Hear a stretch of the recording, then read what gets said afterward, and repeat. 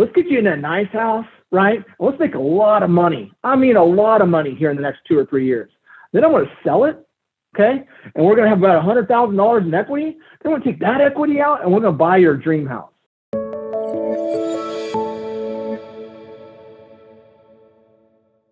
Right now, we are running into what I call the season where everybody is starting to come up with a bazillion excuses on why they want to wait to do something. I was just talking to an ISA team I coach in North Carolina earlier today, and that inside sales agents for you guys that are kind of new, pretty more experienced people, ISA team. An ISA team of 10 or 11 people. They're already starting to get the objection. I want to wait till after the holidays. I want to wait for the market to crash. Okay, I don't understand that. Get into that in just a second. Right? I want to wait till the market to crash. I want to wait till after the holidays. I want to wait till my kids are out of school. I want to wait, I want to wait, I want to wait. Okay? And most agents, okay, sometimes if you don't ask the right questions, you can't get the right information, right? So what happens is I see a big mistake that a lot of agents make, especially this time of year, is they'll have these people that want to wait to do something, and instead of digging deeper into that, they just say, that's great, I'll contact you after the first of the year, right? And now you got these people that you can contact after the first of the year, which is fine, and they might be doing something then, they might not be doing something then, right? But the people that you're talking to, whether they're leads that you have, or maybe it's a referral that you got from your sphere of influence, or maybe you're prospecting out to your sphere of influence, or prospecting expired for sale by owners. It doesn't really matter. You got people that say, I want to wait to sell, and I want to wait to buy, okay? Now, this is what comes out of most agents' mouths, is just a bunch of talk, all right? And I'm going to tell you why that's a bad deal, is when you're talking and you're not showing people, you're number one, you're not doing them the service that they deserve, right? No wonder our commissions are getting cut. They went from 7 to 6, 5, now they're down to 4. The reason they're doing that is we're not providing enough value to our customers, right? If you provide value to your customers, number one, they'll never leave you. Number two, you'll never get a commission objection ever again, okay? So what I want you to do is, number one, you got to flip the script. So when they say, I want to wait to do something, right? You got to hit them with this question right here. Mr. or Mrs. Buyer, or Mr. or Mrs. Seller, hey, what if there was a financial benefit to actually doing something now versus waiting? Would you want to hear about that? Hey, what if there was a financial benefit to doing something now versus waiting? Would you want to hear about that? 99% of the people in America will say, yes, I want to wait, or Canada. They'll say, I don't want to wait. I want to hear about what you want to say. What are you going to show me? Now, this is where a lot of the agents have that blank stare on their face, like, oh my God, this worked. Yeah, Brad, it works. Trust me, it works. You'll get a response from that. Most people will say, yes, I would love to hear about that. That's when you want to set up a meeting with those people, a consultation, 10 to 15, 20 minutes tops. We can do it on a Zoom meeting. I can meet you in person. I'll meet you at your house, however they feel comfortable meeting you, right? Or talking to you. You have to sit down with them and show them what to do, okay? So what we're going to do now is I'm going to run you through how that meeting would look and some of the things that you could show them, right? That is all free on our website, therealestatetrainer.com. You can go to that website and get all this information. So if you're taking screenshots and things of that nature, I really appreciate it. But it's all free there. And if you don't have it, you can email us on our website. We'll make sure that you get it, okay? There's a few graphics here that I want to show you. So I'm going to share my screen here real quick. Every single buyer's consultation or seller's consultation, I would have this graphic up. And I'm going to show this to you because there's some of you guys are newer agents and some of you are more experienced agents, right? The real estate market has always gone up. And as you can see in this graph, it always has gone up. Since 1950, when the U.S. Bureau of Census started collecting this information, it's almost always gone up. These little gray spots that you see right here are actually recessions. There was one time in the history of the world right, where our real estate went down. It went down for maybe 3 or 4 years, and it went right back up. And we had some crazy lending practices. We had 7 months of inventory on the market. So it wasn't a low inventory problem at all. We had a crisis. It did happen one time. It lasted almost 3 or 4 years. But as you can see, almost all the time, the prices keep going up, right? And I would have this, and I would start to explain this to buyers the same way that I'm explaining to you now. So, hey, what if there's a financial benefit to doing something now versus waiting? Would you want to hear about that? That would be one of the documents I would show them, right? Then what I would do, let's come into this. Now, all this stuff, you can take this off and put your branding on it and all that. Don't worry about that. But let me just break it down to you for a second and how to explain this to people. Is last year in 2020, nationwide, right? The sources is the National Association of Realtors, right? Tracked all this information, said that our homes went up 9%, appreciation, 9%. In 2020, when we're locked in our houses and can't even get out. And in the middle of a pandemic, they went up 9%, okay?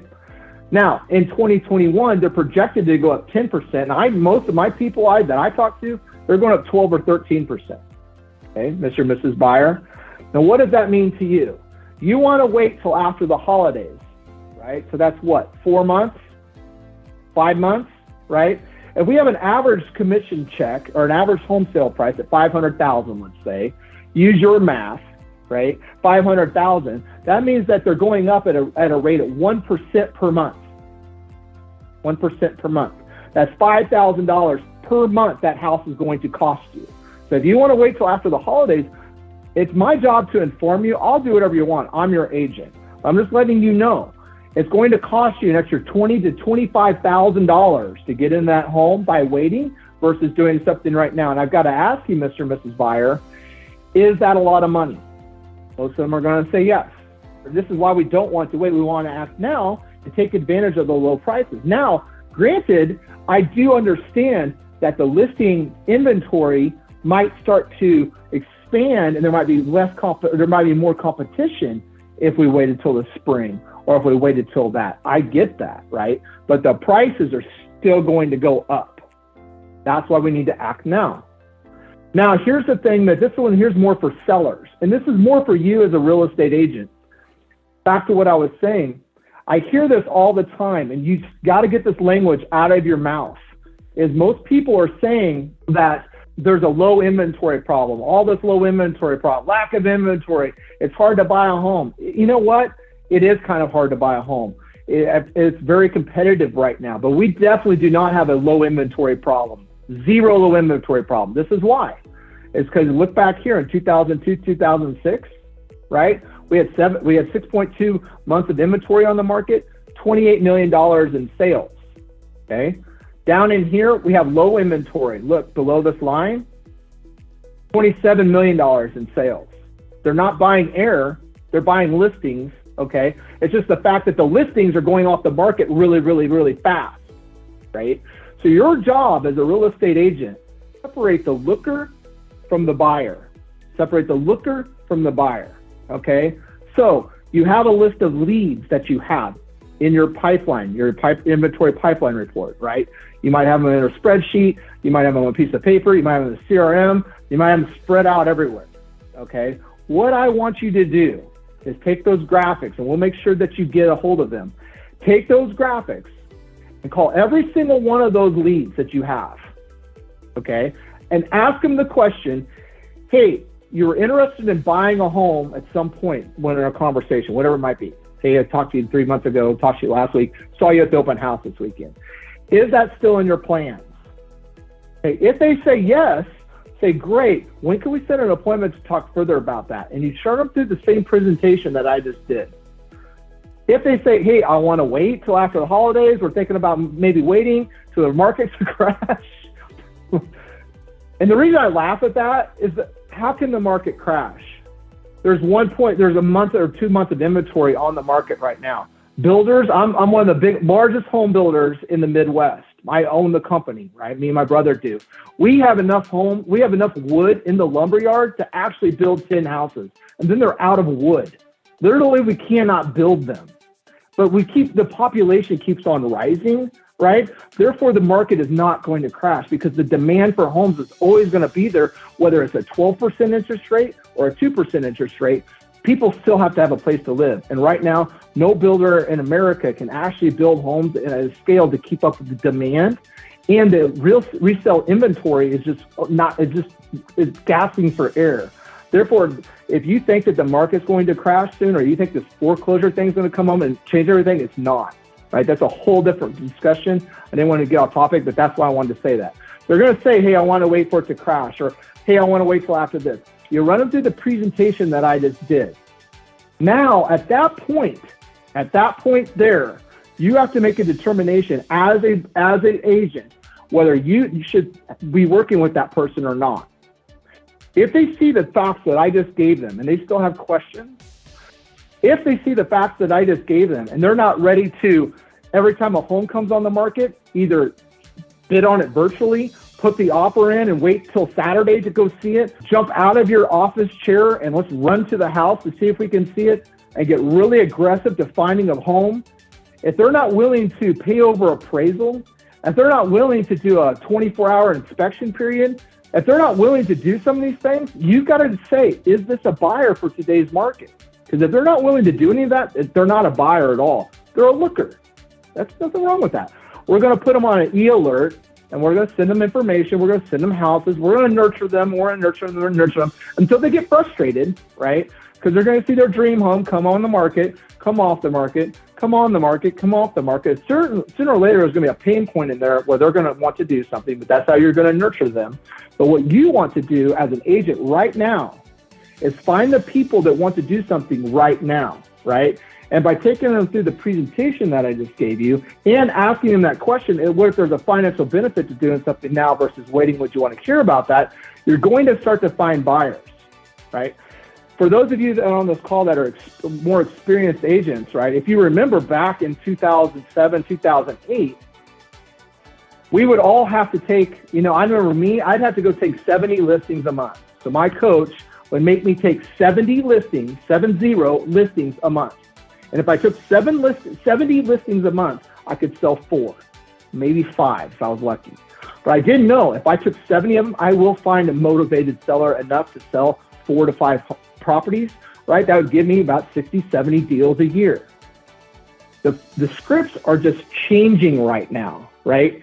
Now, every listing sells, even the ugly ones are selling, right?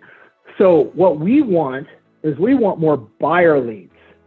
So I know that if I got a pipeline of people that I'm talking to, there's 70 or 80 buyer leads, I'm going to find 4 or 5 buyers that get what I just said about 5 minutes ago, right? They're actual buyers for today's market. They get the information. They know the history. You've done a good job consulting them. They've got an agreement that they're going to pay over appraisal. Why are they going to? If they bought it at 500 or say it appraised at 500 and they have a contract at 550, they're going to be able to make up the difference. They got the cash. They know what to do there, right? They also get it in their mind, right? That 550, they're not going to be overpaying for the home because of the information I just showed you. That home's going to catch up here in about 3 months. So unless you're moving in 90 days, which I don't think that you are, you could, but I don't think that you are, your home's going to catch up there. Don't worry about overpaying. It's almost impossible to do that, okay? They're going to get that. Now you're able to sell a lot more houses a lot quicker because you're just working with buyers instead of trying to get those lookers and giving them these scripts and these things and crying and begging for them to buy when they're not buyers, they're lookers, right? So your job to put people in that pipeline is to be lead generating to your sphere of influence, right? Maybe looking at running some Google local service ads, maybe looking at doing some open houses if you're able to do them, doing something that you can do to get buyer leads into your world so you can have this conversation and start building that. So I want to kind of open it up to questions, concerns, things that you might be doing right now that I haven't picked up on, anything at all. How can I help you? Yeah, Aaron, we're out of Morro Bay. Where in Morro Bay? I don't know the address. I live in Dallas, but our company is in Morro Bay, so I don't know. Yes, Candace, that is the right email or right web address. You go to realestatetrainer.com. I can give you all the graphics that I just showed you. By the way, There's also a lot of blog posts. If you go on there, it'll have some YouTube videos of Brian explaining this and some things to read, some of these scripts and dialogues as well. I have a question, Patty, here. Hi, Patty. How are you? Fine, and you? I was recently, I went to a listing appointment and I found out that there is a hearing date. It might be a probate. So I don't really have a lot of experience on probate. One of the sellers is willing to sign, but it's under a trust. So now what he told me last time when I called him, he said, just if you want to go with us to the hearing date, that will be fine, because my nephew is not willing to, he wants to just hire someone else, or he wants to have the judge hire an agent. So the others, one of the owners is willing to hire me, but he doesn't know about, so I don't really know how to handle that, to be honest. I want to know if anybody. Man, that's a tough one for me, to be honest with you. You're in a sticky situation, right? Because you've got a lot of sellers in a probate situation that have different opinions. So the best thing that you can do is to sit down with each and every single one of them. This is what I've had to do this before. I had one that I sold a few years ago. I had 10 sellers, right? I had to meet with every single one of them individually, let them get to know me, let them get to trust me. Let's get everybody on the same page. Let's get everybody talking. Let's figure out where everybody's position is at, because you have some people in there that's like, I don't even care. Tell me where to sign. Then you have some people that say, I don't know about you, Patty. I might want to interview 4 or 5 people, right? Mm-hmm. Now, when it goes to that probate and that judge and everything, you want to get with the lawyers and things of that nature. There's a lot of work involved in there. If you want my advice, I would run and I would go lead generate and find something else you can sell really quickly. That's what I would do. Okay. But if you're up for the challenge, man, go for it. But no, I just don't want to get everybody on the same page. I've been spending a lot of energy on that particular one, so I don't know how to handle it. But if I don't know, I guess I move on. Yeah, there you go. Yeah, or refer it to your worst enemy. You got any enemies out there? People you don't like? I'd refer to them. That's what I do. Hi, this is Felicia. So my question is, I have a buyer right now whose husband's in the military. He's out of the country. She is gung-ho about wanting to move forward with buying a home. He's very hesitant on that process, not just because he's out of the country. He's bought a home before, but just because he feels like the market is too high. What should I do in that situation? I've already showed them the graph because I've used that before. Are there any other suggestions when you have people on 2 different pages? Absolutely. Okay, number one, they both got to be on the same page. There's a fear of people buying a home that's too high right now, okay? When you're showing them those graphs, okay, you've got to ask a lot of questions while you're showing those graphs. Hey, does this make sense? Can you see how they're going up? Can you do the math? I got to ask you a question. I know you think it's going to crash. What here is showing you that might be happening? You can't just sit there and talk. Like we're in a big group setting. We're all real estate agents here. Like I just gave you a lot of information and fire hosed it to you real quick. When you're explaining this to your buyers, you want to ask them questions like that. You get control of the conversation by asking them questions.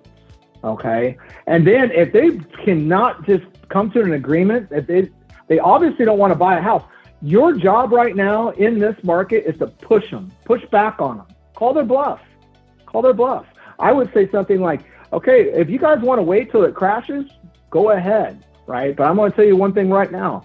In about 6 months, that same home that we're looking at is going to cost $70,000. Every piece of data here shows that. So if you guys want to wait and pay $70,000 for it more, might not even be able to qualify for it, by all means, wait.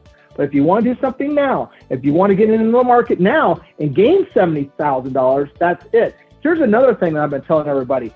You got to get this dream house thing out of your vocabulary. It's not going to happen. We're looking for house. Let's get you in a nice house, right? Let's make a lot of money. I mean, a lot of money here in the next 2 or 3 years. Then I'm going to sell it, okay? And we're going to have about $100,000 in equity. Then we're going to take that equity out and we're going to buy your dream house. But why not get in the market now right? Why interest rates are lower than you can finance a Hyundai for, and let's do something, right? Let's really move forward. That's what you want to do. Okay, so you got to kind of paint different pictures. I love that one that I'm saying, we're not looking for our dream house. We're looking for house right now, okay?